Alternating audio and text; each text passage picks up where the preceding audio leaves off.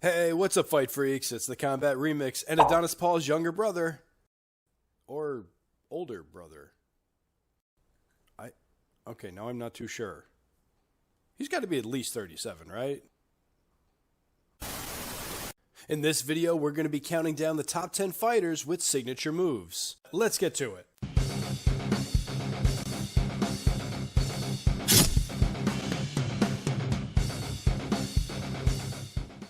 I'm quite certain that there isn't a single living soul on the internet so rude as to slightly criticize my video for its ranking order. But still, for the sake of clarity, I want to go over the very specific criteria I used in the making of this list.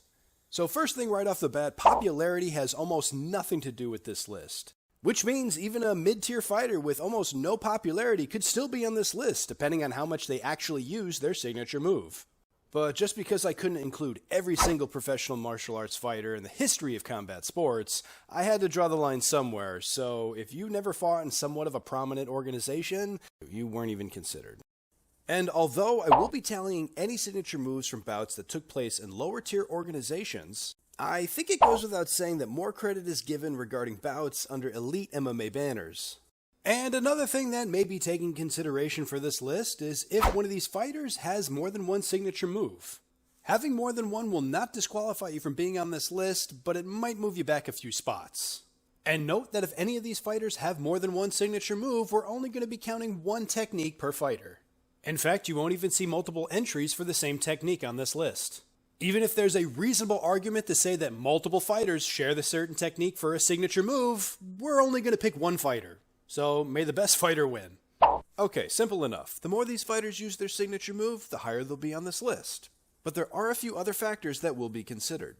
For example, I'll be awarding extra points to fighters who use their signature moves to finish fights, and quite possibly even if they come close to finishing a fight.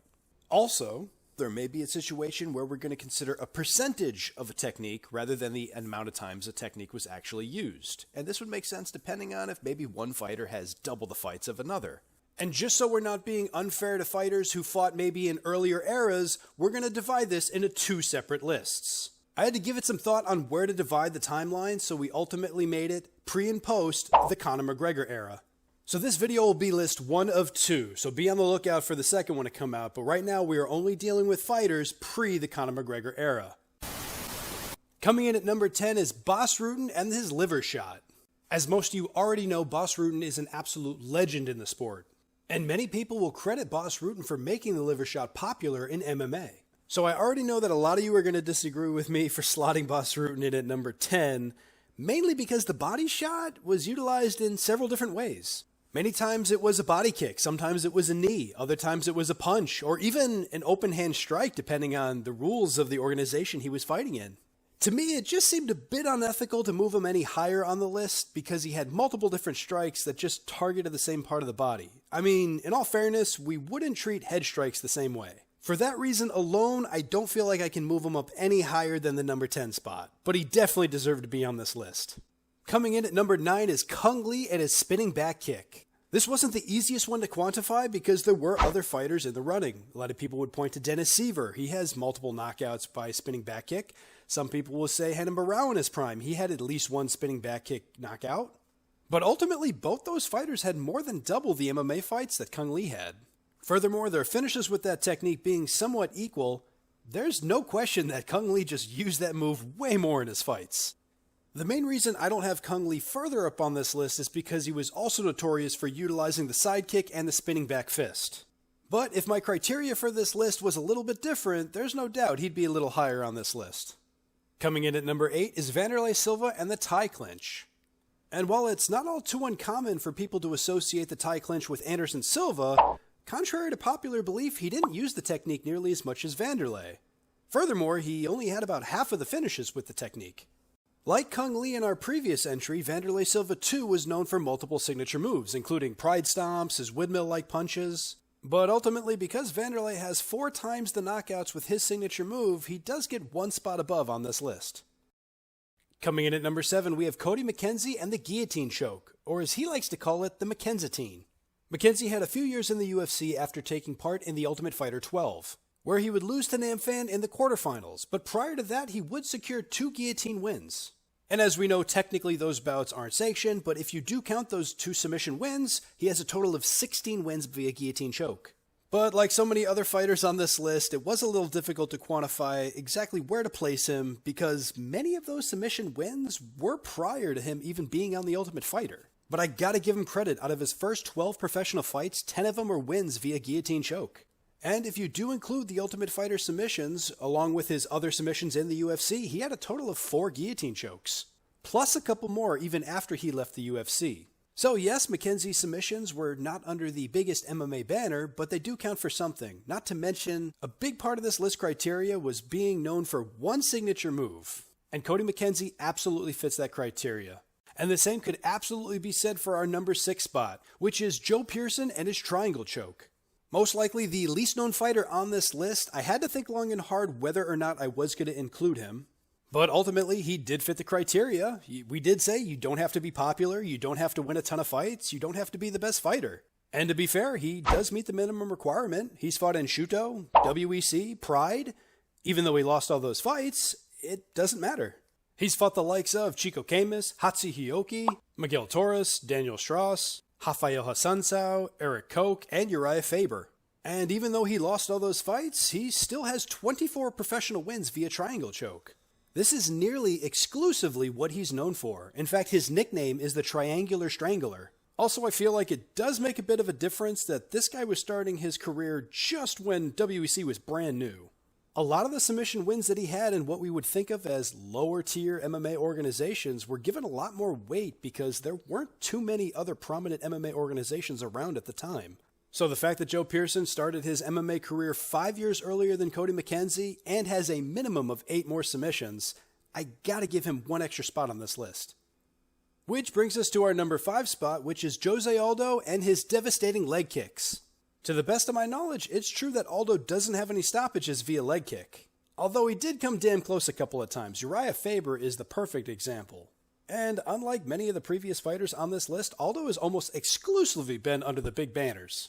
We're talking about just shy of 30 fights under the Zuffa banner. That's insane. That's the highest level of competition. Most of those fights, he's been the champion fighting the number 1 contender. And still look what he did to some of his opponents with those devastating leg kicks. If we're talking about critical strikes, just go back and see how many times he wobbled or even dropped his opponents with his leg kicks.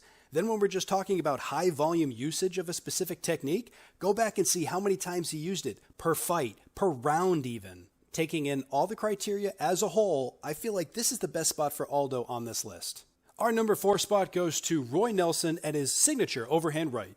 He has more overhand right knockouts than anyone else in UFC history. And quite possibly more than anyone else under the Zuffa banner.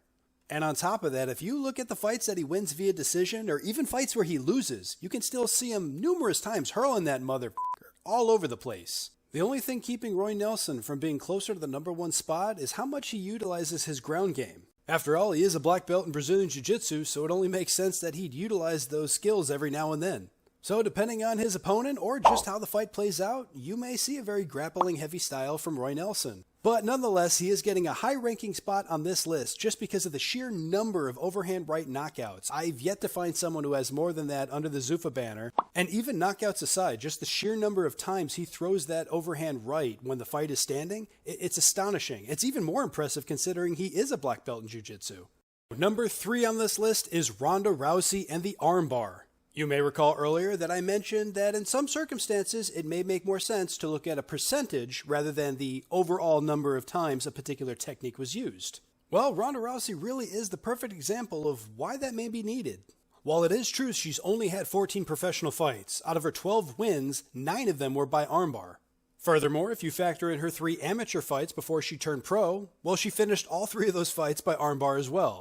And the only reason Rousey isn't higher on this list is, well, she could also be on this list for another move. Her other signature move is the judo throw. After all, she was in the Olympics for judo. But as stated earlier, there'll only be 1 signature move per fighter, and signature moves with more stoppages will get priority. The number 2 spot on this list goes to Rousimar Palhares and his leg locks. Primarily his heel hooks, but he does have a number of knee bar submissions as well. 12 of his 19 wins were leg lock submissions. 10 of those 12 were by heel hook. Even in bouts where he lost, Palhares was able to rack up so much active offense searching for the submission. But just to name a few, his bouts with Dan Henderson, Nate Marquardt, and Alan Belcher are all great examples. Sure, in all three examples, his opponents were able to escape the submission, but he still gets the credit. And it is kind of hard to gauge how close it was to give him the maximum amount of points, but bottom line, even if they were all not close at all, he's still getting credit somewhere. Furthermore, I think it's only right we give him a little bit of credit for his professional grappling bouts. Again, this is his signature move outside of MMA. He almost exclusively uses his move. It is his go-to. So for that reason, I think he's definitely secured his number 2 spot. Our number 1 spot on this list goes to Mirko Cro Cop and his legendary head kicks. Officially, Cro Cop has 5 head kick knockouts, which at first glance seems a little too few. Considering some of the other entries on this list, I wasn't sure if Cro Cop was actually going to take the number 1 spot. But after I did a little bit more of a deep dive, there are a number of times where I'm surprised that fighters weren't knocked out by some of the head kicks they received by Cro Cop. But in addition to his 5 head kick knockouts, just look at all the times that he rocked, wobbled, or even dropped his opponent. And if we're just going to factor in the sheer usage of how he uses that move, I'd say he uses it almost exactly as much as Roy Nelson uses the overhand right in the stand-up. With the only difference being that Cro Cop will never look to take a fight to the ground. And it's not like Cro Cop has any other quote-unquote signature moves. And if we're being fair across the board, considering we did give Rousimar Palhares some credit for his grappling bouts, it's only right that we do the same for Cro Cop in his kickboxing bouts. Which is probably what really solidifies his number 1 spot. For one, right off the bat, you'd have to add another 3 head kick knockouts, bringing his total to 8. In fact, in just one of his kickboxing fights with Mark Hunt, he throws a head kick more than a dozen times. Coincidentally, that very fight also has perhaps his most iconic head kick. Well, there you have it, Fight Freaks. That is my top 10 list. And again, just to reiterate that this was a specifically pre-Conor McGregor era. I plan on doing the same top 10 list, but for the post-aforementioned timeline. So be on the lookout for that video. That'll come out sometime in the future. Please go ahead and give me your thoughts and opinions on this video. And if you have any MMA top 10 lists you'd like me to consider, absolutely, I'm always open to suggestions. Thank you again to all my Fight Freaks for your love and support, and to all my newcomers watching this video, be sure to like and subscribe before I send Rousimar Palhares to your house to put you in a heel hook. Remix is signing out until next video, always bringing your MMA fix.